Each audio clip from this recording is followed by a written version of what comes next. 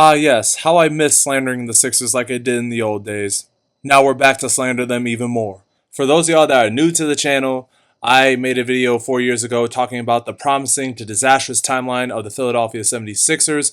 I covered every single year, covering the process and all that, and how it was supposed to be this great big thing coming for Philly, and it turns out it wasn't. If y'all want to view the video so bad, it's on my old timeline. Just keep scrolling as you guys look through my channel. But this will not be a timeline part 2 video. I'm just going to cover everything that has happened since that video, and then I'm going to talk about why I think the Sixers are screwed and they're not contenders even in a decimated East. So in 2021-22, everyone knows what happened.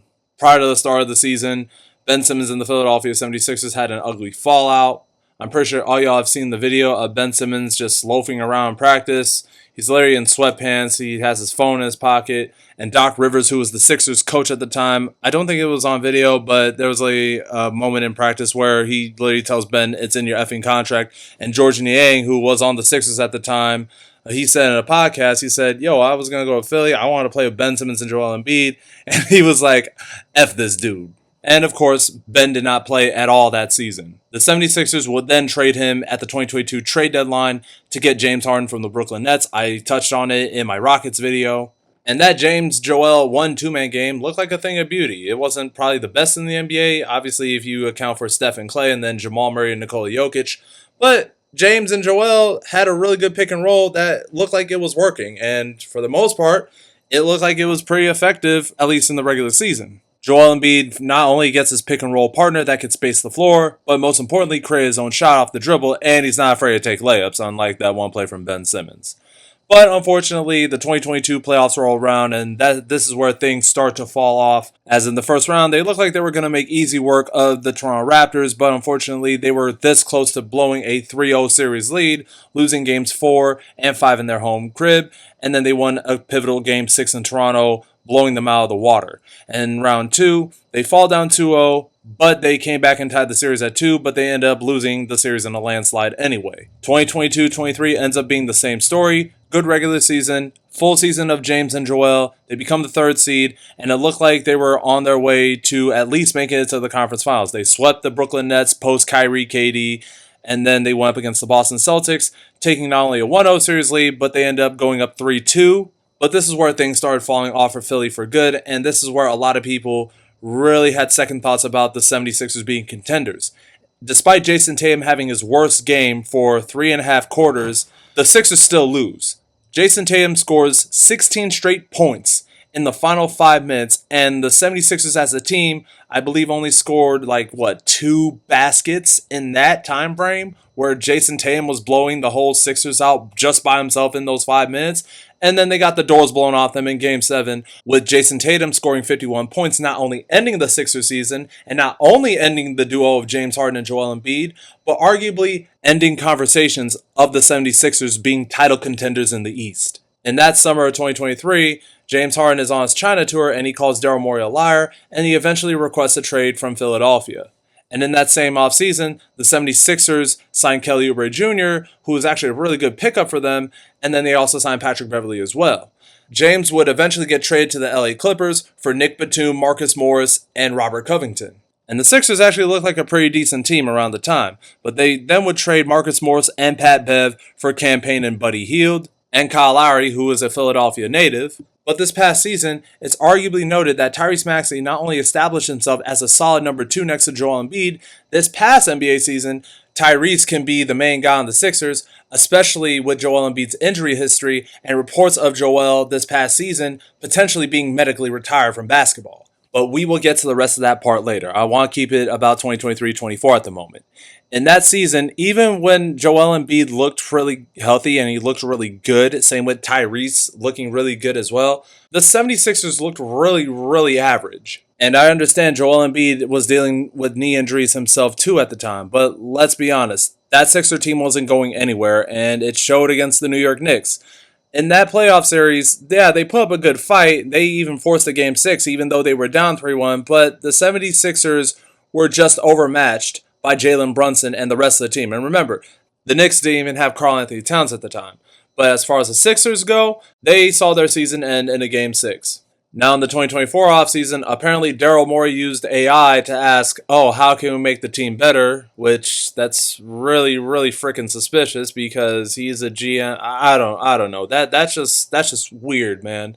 But nevertheless, they made the splash signing, or at least what people considered a splash signing at the time, Paul George from the LA Clippers. The Sixers finally got their big three, and they looked like they were ready to challenge the Celtics. And arguably, a lot of people said that, oh my goodness, the Sixers could be the second best team in the East. And yeah, it didn't work out. What other oh so wonderful signings did this team do in hopes of getting Philly back to the finals and, you know, they could be a dominant force in the East for years to come? They signed Eric Gordon. They signed Reggie Jackson. And they signed the immortal Caleb Martin. Fan-freaking-tastic. The one good thing that the Sixers did in that 2024 offseason, though, was that they drafted Adem Bona and Jared McCain. Bona is actually a raw center who has a lot of upside. I didn't watch too much of him because obviously the Sixers stunk. But with Jared McCain, I actually watched a lot of him. That dude is a baller.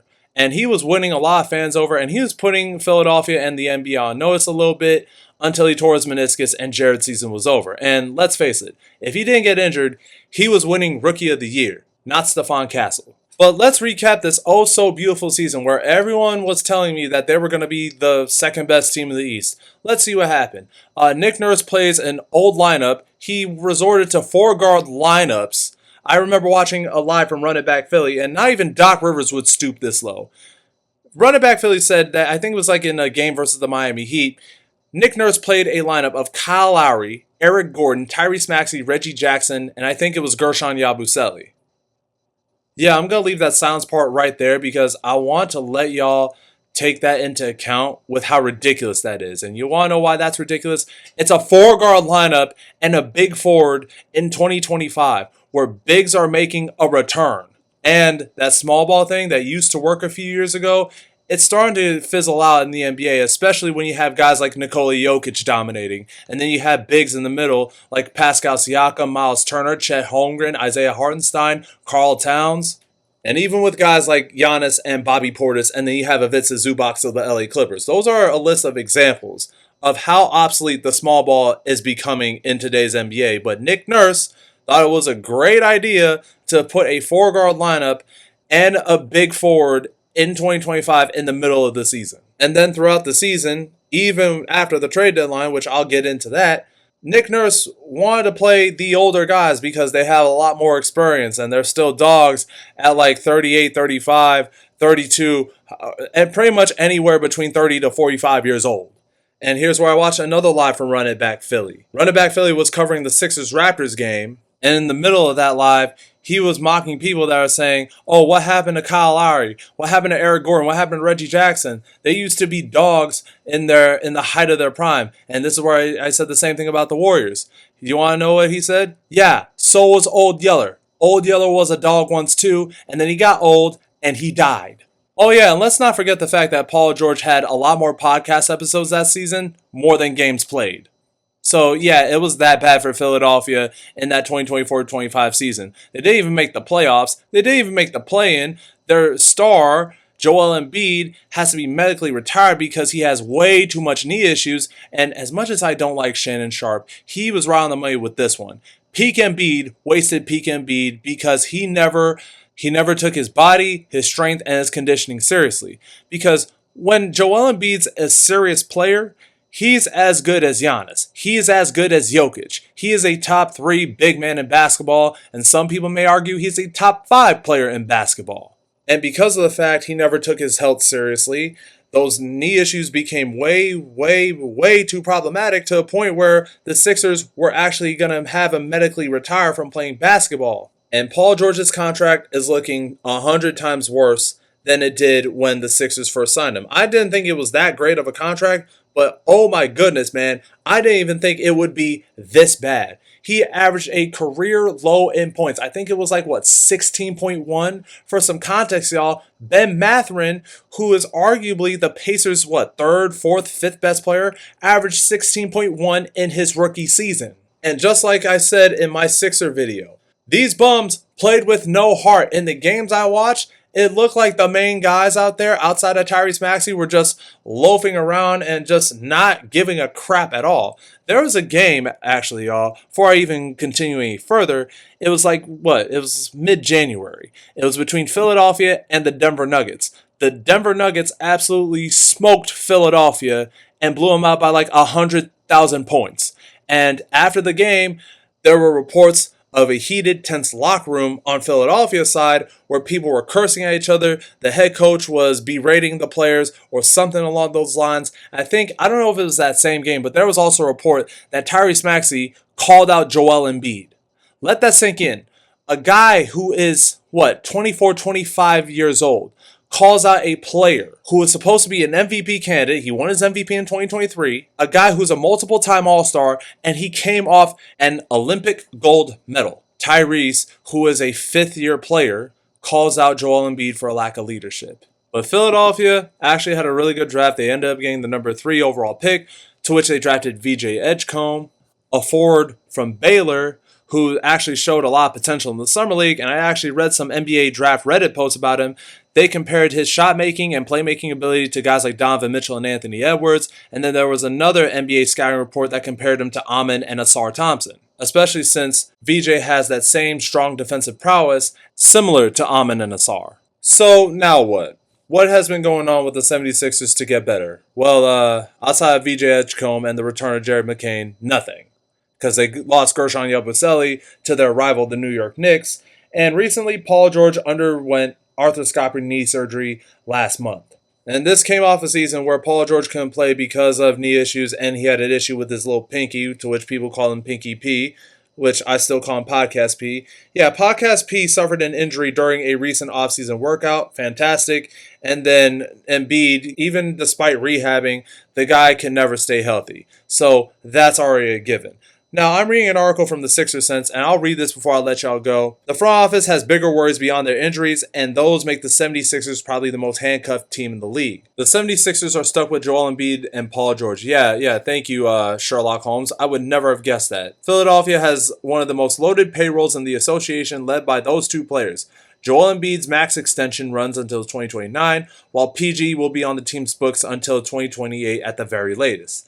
As a result, the Sixers will most likely not trade any of them. Both are often injured stars who are on the wrong side of 30. Both have already shown that they're already in a state of a career decline, and they're no longer top options for a contending team. So yeah, let's look at all the other teams. Obviously, the Celtics and Pacers, they have their injury issues. Tyrese Halliburton and Jason Tatum, as I've said plenty of times when talking about Eastern Conference teams, they're not going to be playing in the NBA next season because both have torn their Achilles. Fine. Now, let's look at all the other teams in the East that are automatically better than the 76ers. Okay, the Boston Celtics and the Indiana Pacers. Obviously, those two teams are dealing with injuries of their own.